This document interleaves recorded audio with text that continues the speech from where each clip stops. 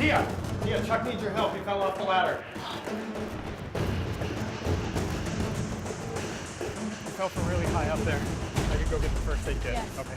When the body suffers a significant force, such as from a high fall, serious injury can result, most notably to the spine. Injury to the spinal cord can result in temporary or permanent paralysis. Paralysis of chest muscles could result in the loss of breathing. Serious shock may also occur. Always make sure it is safe to provide care. If you suspect a spinal injury could have occurred, quickly tell the person to remain still. Chuck, I can help. Just stay as still as you can. Suspect a spinal injury when there are obvious injuries to the head, neck, or back, or there is numbness, tingling, burning, or a loss of sensation in the arms, hands, legs, or feet. Activate EMS. Thanks. Can you call The lack of EMS? symptoms Yeah, of course. or obvious injury does not mean that the spine is not injured. If a significant mechanism of injury occurred, it is best to assume a spinal injury exists. After an initial injury, the movement of damaged spinal bones can result in additional injury to the spinal cord or surrounding tissue. Okay, Chuck. I'm going to help keep your head still until help gets here. Prevent further injury by restricting spinal movement with manual stabilization of the head. To perform spinal motion restriction, get into a comfortable position behind the person. Cup your hands on both sides of the head to manually stabilize it. Minimize any motion of head, neck, and back. Establishing an airway for an unresponsive person is a higher priority than protecting a suspected injury to the spine. Tilt the head and lift the chin when necessary to maintain an open airway or give rescue breaths. When a head, neck, or back injury is suspected, it is best to leave the person in the position found. However, if the airway is threatened, quickly roll the person as needed to clear and protect it. If you need to leave an unresponsive person with a suspected spinal injury alone to get help, place the person in a recovery position to protect the airway before you go. Comfort, calm, and reassure the person. Reassess regularly until another provider or EMS take over.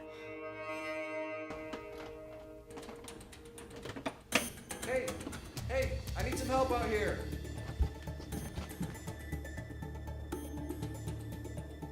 She fell. Injury to the brain can occur from a significant blow to the head or by rapid movements of the head that force the brain to bounce around within the skull. Significant swelling or bleeding inside the skull can result in increased pressure that damages delicate brain tissue.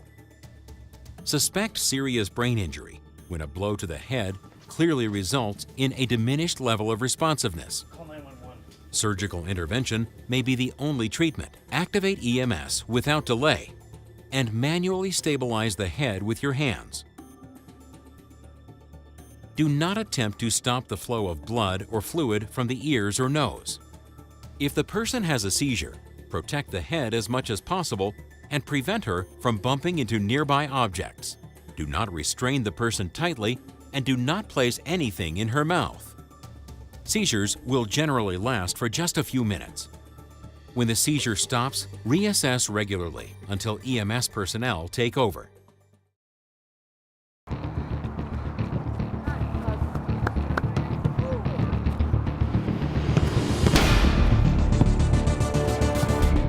A concussion is a brain injury that generally results in less immediate or obvious signs. Most concussions are temporary and resolve naturally, Hold on. but it is possible for one to progress into a life-threatening okay? condition. Yeah, just give me a sec. Suspect a concussion after a significant blow to the head or body when the affected person is unable to remember what happened just before or after the incident or recall simple facts about Are we it. gonna do corner kicks? That's what we're doing. The person may move clumsily, answer questions slowly, or show a change in mood or personality. Additional signs include looking stunned or dazed, headache, nausea, dizziness, difficulty in balance, and visual problems. Tell you what, let's go have a seat on the bench. Here. A first aid provider may be called upon to give advice on whether someone who may have a concussion is okay to return to normal activities. Unfortunately, there is no current concussion evaluation process for use by those trained in first aid. If you suspect a concussion may have occurred, the affected person should be evaluated by a healthcare provider or EMS personnel as soon as possible. Because she was so unsteady and still confused after climbing with Emma, I'm concerned. She should be evaluated by a healthcare professional. Okay, I'll take her to urgent care. Because of the potential progressive nature of concussion, it is best to not allow the person to perform actions that could pose a risk for additional injury until she can be adequately assessed by a healthcare professional.